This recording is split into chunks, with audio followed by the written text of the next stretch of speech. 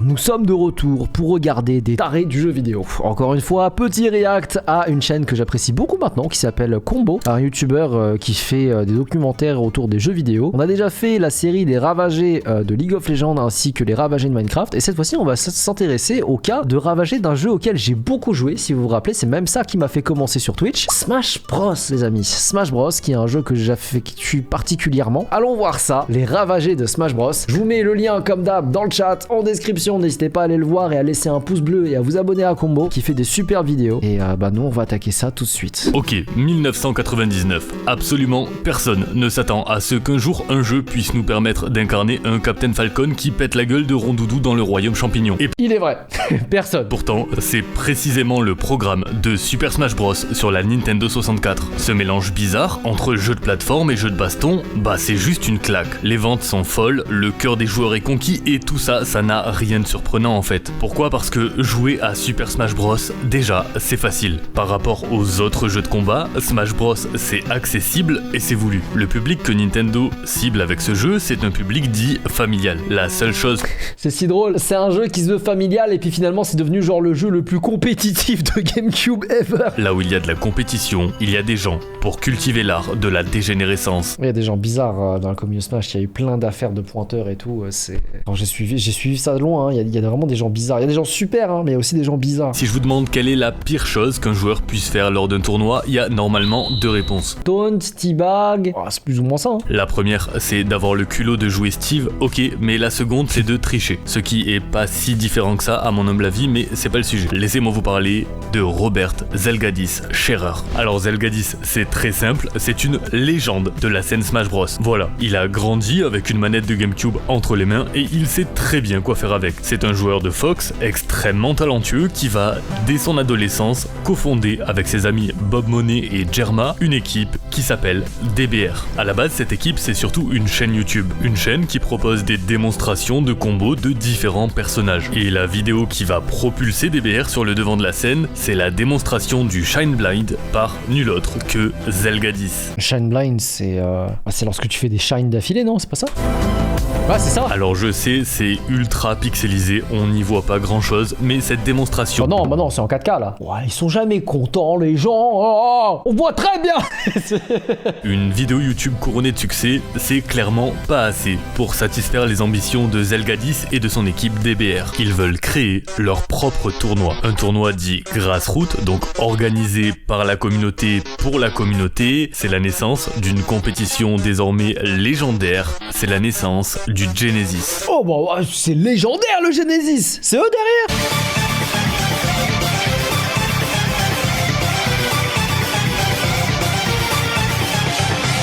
Il y avait plein de matchs de fou au Genesis, ça a fait naître des talents de malades. En 2007, précisément lors de sa deuxième édition, car au Genesis 2, des tensions commencent à émerger au sein de l'équipe DBR. En fait, ça fait un petit moment que Zelgadis ne se sent plus écouté dans l'équipe. Il a l'impression que ses décisions ne sont plus prises au sérieux, comme si petit à petit, ils essayaient tous de le repousser du groupe. Il se sent rejeté et inutile. Inutile l'était-il vraiment ? Peut-être, parce qu'en ce qui concerne le tournoi en lui-même, en réalité, c'était déjà parfait comme ça. Le top 8 arrive, les véritables dieux de cette compétition entrent en scène et vont s'affronter pour déterminer qui mérite de recevoir ce juteux cash prize. Cash prize qui d'ailleurs vient tout juste d'être compté et déposé dans une enveloppe sur le lit de Bob Monet. Non, le sale con. Tu vas me dire qu'il a volé le cash prize, genre ? Un des fondateurs de DBR, qui de son côté s'empresse de la sécuriser en fermant la porte de sa chambre pour rejoindre l'événement en cours et pouvoir profiter de ce top 8 magistral. Zelgadis de son côté, le top 8 ne semble pas tant l'intéresser. Il est en train de se diriger vers la chambre de Bob Monet pour récupérer la veste qu'un ami aurait oubliée. C'est à ce moment précis que l'inévitable va se produire. L'enveloppe passe devant le regard de Zelgadis qui, intrigué, se dirige vers elle pour vérifier ce qu'elle contient. Et ce qu'elle contient, c'est les $6000 en cash destinés au vainqueur de l'événement. Et il va faire exactement ce que vous êtes en train d'imaginer. Mais tu vas pas me dire Mais pourquoi il reste dans l'organisation du truc, il va les gagner les 6000 balles au bout d'un moment. Zelgadis s'empare de l'enveloppe et roule jusqu'à chez lui pour la cacher sous son matelas.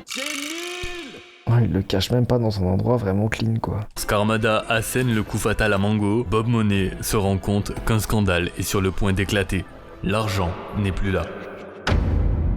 Alors une liste de suspects est très vite établie, mais ici on ne parle pas du vol d'une manette ou d'une console, on parle du vol du cash prize de l'événement. C'est une grosse accusation, il ne faut pas se tromper. En réalité, ce que Zelgadis ne savait pas, c'est qu'au moment où il a volé cette enveloppe dans cette chambre vide, la copine de Bob Monet était toujours dans la salle de bain. Oh non, pas ça! Oh, il est vraiment con, il est vraiment con. Zelgadis est donc clairement identifié et sera confronté par les membres de l'équipe. Mais en fait, je ferai jamais ça, les gars. Je fais autant partie de l'équipe que vous. Je le jure sur la tête de ma mère morte, je n'ai jamais pris l'argent. Devant ce déni, DBR n'a pas eu d'autre choix que de faire appel à la police, qui, après un interrogatoire de 4 heures, va finalement faire craquer Zelgadis, qui va tout avouer et rendre l'argent. Sa réputation, autrefois légendaire, fut détruite à tout jamais. Et les derniers mots de cette histoire seront ceux de Jerma, son meilleur ami et cofondateur de DBR. Merci de m'avoir fait découvrir ce jeu, et j'espère que tu obtiendras l'aide dont tu as besoin. Mais de mon côté,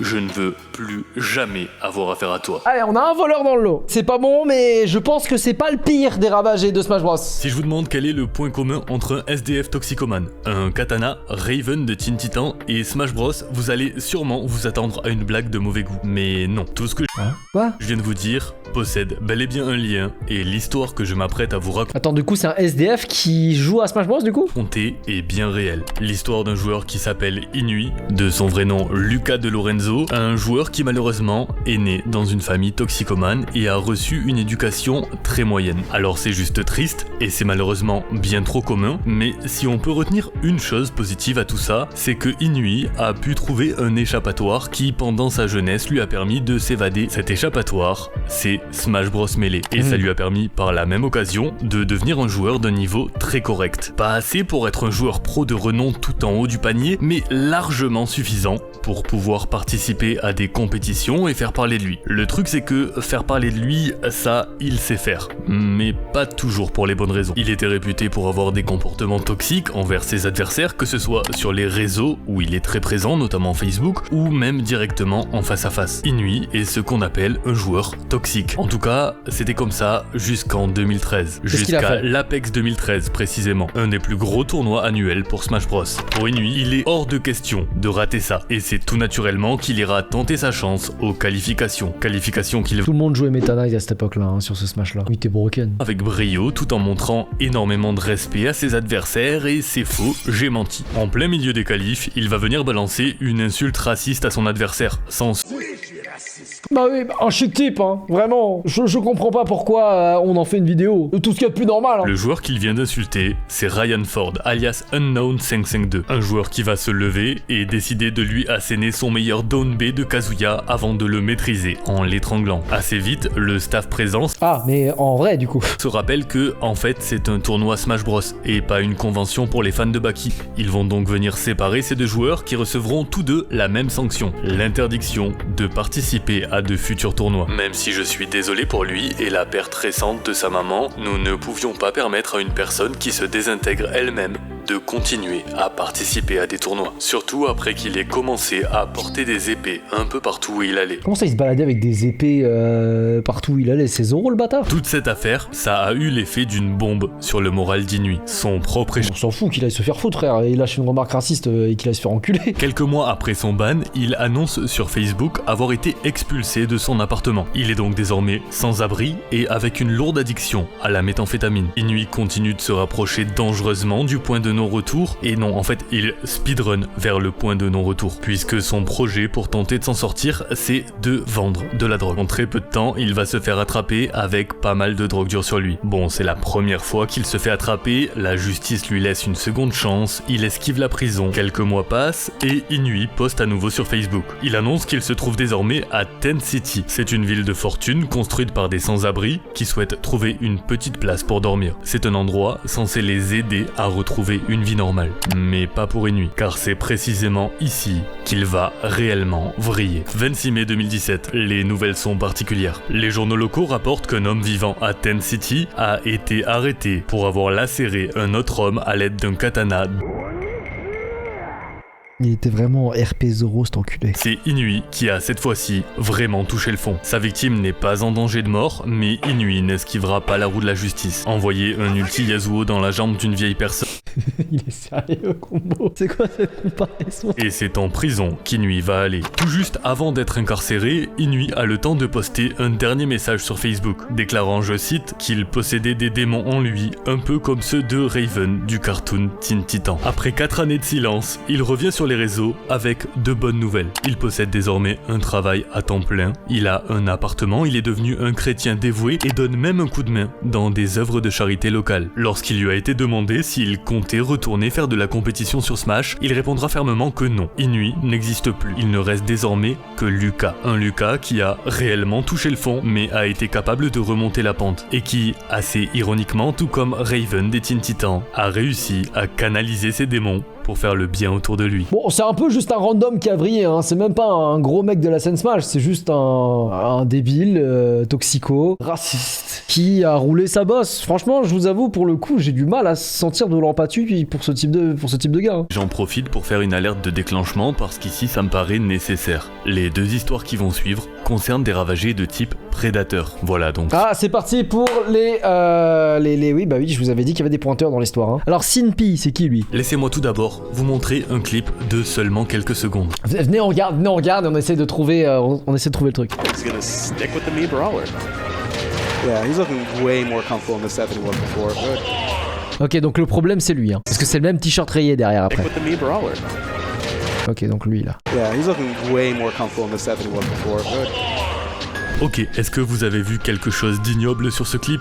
Pas grand chose. Laissez-moi vous présenter Sinpai. On est en 2016 et Sinpai commence petit à petit à se passionner pour la scène Smash Bros. Elle se rend de plus en plus fréquemment en tournoi, accompagnée de ses amis tels que Pepe, un jeune prodige du sud de la Virginie, et au fur et à mesure des années, elle gagne rapidement la confiance des joueurs et du public. En fait, Sinpai se fait très vite une place dans ce milieu. Bah, le truc c'est que déjà une fille c'est rare, une fille forte c'est encore plus rare, une fille forte et mignonne c'est encore plus rare. Et la scène Smash des fois c'est des malades sur ça. Il y a un truc un peu malsain contrairement à d'autres jeux où genre franchement j'ai déjà été dans des LAN, hein. Je te jure qu'il y a une meuf pour 30 mecs. Quand il y a une meuf à la LAN, elle est prise d'assaut. Donc là faut voir un peu ce que c'est que l'histoire, mais en vrai de vrai je peux comprendre pourquoi tous les yeux soient arrivés sur elle quoi. Et elle sera considérée comme étant l'une des joueuses les plus talentueuses de sa région. Tout semblait aller dans la bonne direction pour elle, et c'était le cas. Autant en ce qui concerne Smash Bros que dans sa vie personnelle, puisqu'elle a récemment rencontré un autre joueur, Wadi, avec qui une relation va se créer. Le couple semblait heureux et ce n'était pas qu'une impression, étant donné que le 1er décembre 2017, il se passe ça. Ah ouais? À partir de ce moment-là, l'histoire déjà très belle de Sinpai va le devenir encore plus, car lorsque Super Smash Bros Ultimate est annoncé, Nintendo, dans une tentative de tendre la main à la communauté, va recruter une poignée de personnalités du milieu afin d'animer divers événements. Et parmi ces personnalités se trouve Sinpai. Faut comprendre que pour un joueur... Ah oui, mais je l'ai déjà vu en commentaire sur Smash, elle. Sinpai, c'est juste une success story sans la moindre faille, mais qui va pourtant brutalement s'arrêter. Bon, et si on regardait à nouveau ce fameux clip? Je l'ai dit il y a quelques instants et je vais le redire. Ok, elle est derrière, ok?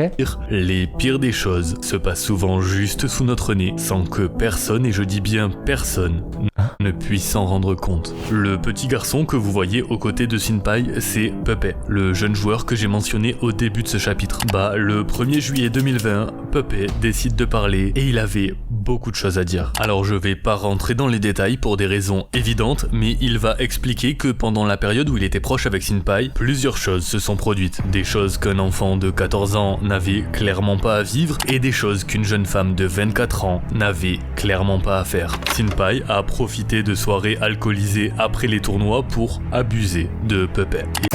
Il a par la suite manipulé pendant de très longs mois. Elle a tenté de se défendre en expliquant qu'elle était immature, alcoolique et qu'elle avait vécu des choses horribles durant son enfance, mais rien n'excuse ses actions. Putain, je pensais que ça aurait été elle la victime dans l'histoire, mais c'est elle la tarée. La communauté Smash Bros est enragée. Comment est-ce qu'une telle horreur a pu se produire? Comment personne n'a réagi? Comment c'est possible? Ce n'était que les prémices de ce qui s'apprêtait à arriver.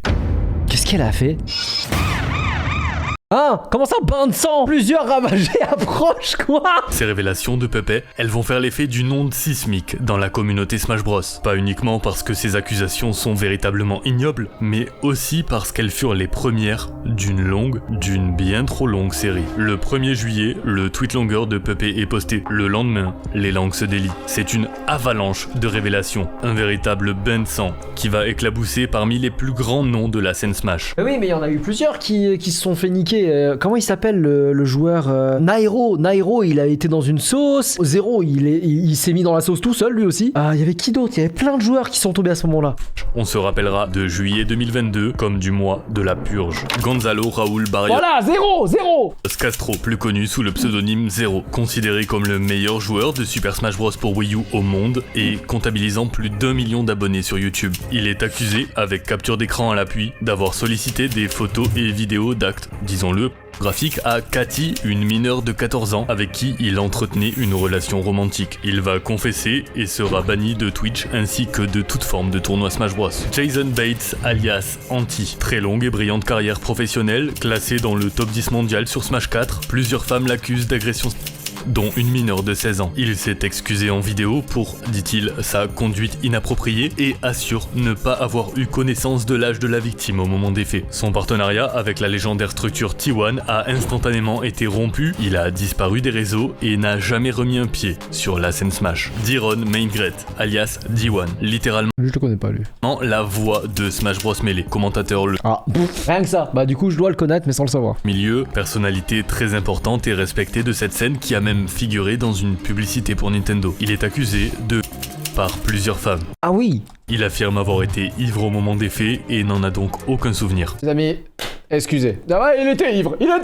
Oh mon dieu. Connard, va. Ce qui sera rapidement démenti par de nombreux membres de la communauté. Aucune poursuite judiciaire ne sera retenue, mais il sera banni de cette scène à tout jamais. Richard King Jr., pseudonyme Keitaro. Mais jure, j'étais pas au courant. Et vous voyez, c'est là où c'est là où c'est une dinguerie. Vous savez, Zero de base, faut savoir avant tout ça, parce qu'en 2022, je streamais déjà et j'étais déjà en train de faire les Pray for Henry. Zero, il était chaud pour faire un stream avec nous. Keitaro, je l'ai déjà raid, parce qu'il streamait sur Twitch et qu'il streamait avec Nairo, qui était un joueur que je regardais beaucoup à l'époque. J'ai esquivé des bastos. Véritable icône de la communauté et anciennement un des meilleurs Falco du monde sur Smash 4 et Brawl. Il est accusé alors qu'il avait 30 ans d'avoir eu des relations non désirées avec une mineure du nom de Shiva, âgé de 16 ans. Keitaro s'est exprimé dans un tweet longueur, détaillant et admettant pleinement les événements qui se sont déroulés cette nuit-là. Son contrat avec Susukana eSport a immédiatement été rompu et il a été banni à vie de tout événement Smash Bros. Il encourt aujourd'hui de très lourdes poursuites judiciaires. Nairobi Quesada. Mais lui aussi, je le regardais tout le temps. Nairo, joueur professionnel classé numéro 4 mondial dans Ultimate. Il est accusé par Zach Lott, alias Captain Zach, considéré à l'époque comme un des meilleurs joueurs Bayonetta du monde, d'avoir eu des relations avec lui en 2000. Ah oui putain, j'avais entendu parler de ça, mais je crois que Nairo c'est le seul cas où c'est un peu flou, où genre les gens ils démentent ce que Captain Zach avait dit, parce que Captain Zach il est pas tout blanc dans l'histoire non plus. J'ai pas envie de rentrer dans ces histoires là, mais c'est bizarre. Il l'accuse également de lui avoir versé d'importantes sommes d'argent en échange de son silence. En très peu de temps, l'histoire se retourne et nous apprenons en fait que la victime s'est avérée être la... Voilà, c'est ça que je disais. Putain, j'ai transpiré quand je vous ai fait l'explication, je me suis dit putain, j'espère que je dis pas une connerie. Captain Zach était en réalité le véritable Kira de la scène Smash Bros qui a joué de ses charmes pour faire tomber de nombreuses têtes. Captain Zach a été exclu à vie de la communauté Smash Bros. Tout ça n'est qu'une goutte d'eau dans l'océan d'accusations qui ont été émises en juillet 2022. Les modérateurs du subreddit Smash Bros ont pu compiler un document recensant toutes les personnalités de la communauté. Ce document est carrément classé par ordre alphabétique. On parle de plus de 100 noms qui y sont inscrits. Et c'est très important de préciser que parmi cette centaine d'accusations, une partie d'entre elles sont purement et simplement fausses. Une autre partie est à nuancer ou à prendre avec beaucoup de pincettes. Voilà, mais malheureusement, une partie assez conséquente est véridique, probable et a mené à de nombreuses confessions. Juillet 2022, c'est juste un désastre pour l'entièreté de la scène Smash qui va désormais souffrir d'une image de repère à prédateur. Ah là là là là là là. Bon les amis, j'espère que cette nouvelle vidéo de Kongbo vous aura plu. Les ravagés de Smash Smash Bros, une licence que j'adore, hein. Smash Bros qui est un jeu qui me plaît énormément. J'y joue un peu moins maintenant, mais de temps en temps quand je passe chez Kevin on continue à se faire quelques parties. Je le tryhard beaucoup moins qu'avant, surtout que maintenant la chaîne Twitch n'est plus vraiment portée sur ça. À l'époque c'était vraiment le jeu de la chaîne Twitch, mais en tout cas ça me fait plaisir des fois de revenir un peu aux sources. Et vous voyez, je suis quand même assez au courant de certaines choses qui se sont passées là. Bon, j'ai quand même appris pas mal de choses aussi. Et ça me choque aussi de voir que certains créateurs que je suivais à l'époque ou avec qui j'ai déjà pu échanger d'ailleurs, parce que j'ai échangé avec beaucoup de gens de la communauté Smash, c'est fou de voir qu'ils sont dans ces affaires là. Puis finalement c'est pas plus mal qu'on ait jamais collaboré ensemble finalement quand tu vois ça. Mais en tout cas j'espère que malgré ça la vidéo vous a plu. Et comme d'hab, si jamais c'est le cas, n'hésitez pas à vous abonner, à me laisser un pouce bleu, à vous abonner aussi à la chaîne rediffusion que je vous mets juste en description. On est en live les lundis, les mercredis et les vendredis à 20h. N'hésitez pas à passer si jamais vous êtes dans ce créneau là. Et aussi, écoutez, abonnez-vous au réseau. Passez une très bonne soirée et laissez-moi un pouce bleu, abonnez-vous. Peace!